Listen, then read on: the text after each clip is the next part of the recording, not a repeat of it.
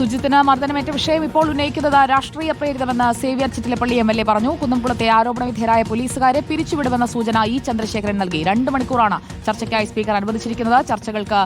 ചർച്ചയിലെ ആരോപണങ്ങൾക്കൊക്കെ മുഖ്യമന്ത്രി മറുപടി പറയും. രാഹുൽ മാങ്കൂട്ടത്തിൽ വിഷയം സൂചിപ്പിച്ചായിരുന്നു KT ജലീലിന്റെ പ്രസംഗം. കോൺഗ്രസിനും സ്പോൺസർമാരായി നിൽക്കുന്ന മാധ്യമങ്ങളുടെയും ഉന്നം കേരളത്തിലെ പോലീസാകെ കുഴപ്പമാണ് എന്ന് സ്ഥാപിക്കുക എന്നതാണ്. ചില പോലീസുകാർ അല്ലെങ്കിൽ സേനയിലെ ചില ആളുകൾ തെറ്റായ നിലപാടുകൾ സ്വീകരിക്കുന്ന ഒറ്റപ്പെട്ട ശ്രമങ്ങൾ ഉണ്ടാകുന്നുണ്ട്. അത്തരം നിലപാടുകൾ സ്വീകരിച്ചവർക്കെതിരെ ശക്തമായ നടപടി സ്വീകരിച്ച് തിരുത്തുക തന്നെ ചെയ്യും എന്നതാണ് ഈ ഗവൺമെന്റിന്റെ നിലപാട്. സാർ, എല്ലാ രംഗത്തും പുഴുക്കുത്തുകളുണ്ട്, അത് ശരിയാണ്. ഒരു കുട്ടിയുടെ ജനിക്കാനുള്ള അവകാശത്തെ നിഷേധിച്ച് ഭ്രൂണത്തിൽ തന്നെ ആ കുട്ടിയെ കൊന്നുകളഞ്ഞു എന്ന ആരോപണം നേരിടുന്ന രാഹുൽ മാങ്കൂട്ടത്തെ പോലെയാണോ എല്ലാ യൂത്ത് കോൺഗ്രസുകാരും എല്ലാ കോൺഗ്രസുകാരും? ഒരിക്കലുമല്ല.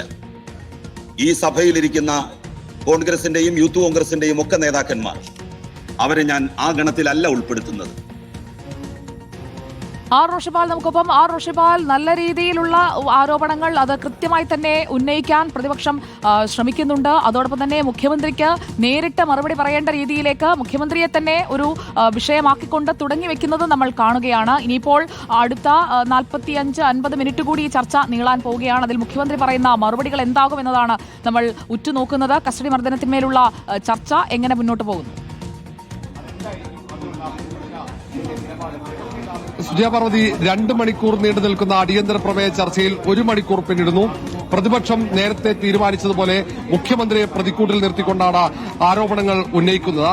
ഈ പ്രമേയ അവതാരകൻ കൂടിയായ റോജി എം ജോൺ തുടക്കം മുതൽ തന്നെ കുന്നംകുളത്ത് VS സുജിത്തിനെ പോലീസ് മർദ്ദിച്ചത് മുതൽ പീച്ചി പോലീസ് സ്റ്റേഷനിലെ മർദ്ദനമടക്കം സംസ്ഥാനത്ത് വിവിധ പോലീസ് സ്റ്റേഷനുകളിലെ കസ്റ്റഡി മർദ്ദനങ്ങൾ അക്കമിട്ട് നിരത്തിയായിരുന്നു.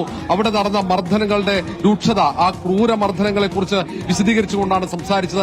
എല്ലാത്തിന്റെയും കാരണക്കാരന് മുഖ്യമന്ത്രിയാണെന്ന ആരോപണം കൂടി ഉയർത്തുകയും ചെയ്തിട്ടുണ്ട്. അതിനൊപ്പം തന്നെ ഇവിടെ മുഖ്യമന്ത്രിയാണ് ഇത്തരം പോലീസുകാർക്ക് സംരക്ഷണം നൽകുന്ന ആക്ഷേപം ഓരോ UDF പ്രതിപക്ഷ അംഗങ്ങളും ഇവിടെ പ്രസംഗിക്കും. അതേസമയം UDF കാലത്തെ പോലീസ് മർദ്ദനങ്ങളെ ചൂണ്ടിക്കാണിച്ചാണ് LDF അംഗങ്ങൾ പ്രതിരോധിക്കുന്നത്. മാത്രവുമല്ല, പിണറായി സർക്കാരിന്റെ കാലത്ത് പോലീസ് ഉദ്യോഗസ്ഥന്മാർക്കെതിരെ ഇത്തരം നടപടിയെടുത്ത, ഇത്തരത്തിൽ നിയമം വിട്ട് പ്രവർത്തിച്ച പോലീസ് ഉദ്യോഗസ്ഥന്മാരെ പിരിച്ചുവിട്ടതിന്റെ കണക്കുകൂടിയാണ് ഭരണകക്ഷി അംഗങ്ങൾ ഉന്നയിക്കുന്നത്.